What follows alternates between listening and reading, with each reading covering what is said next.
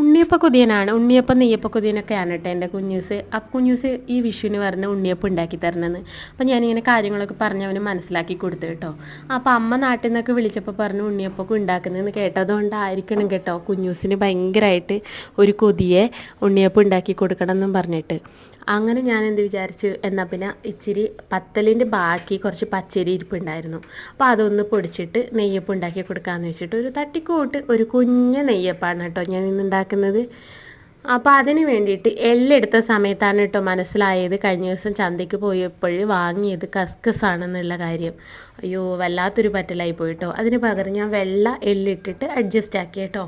അപ്പോൾ അതൊന്നല്ല കാര്യം, ഈ 3 വർഷത്തോളം ഞാൻ കസ്കസിന് ഭയങ്കരമായിട്ട് അന്വേഷിച്ചിട്ടുണ്ടായിരുന്നേ.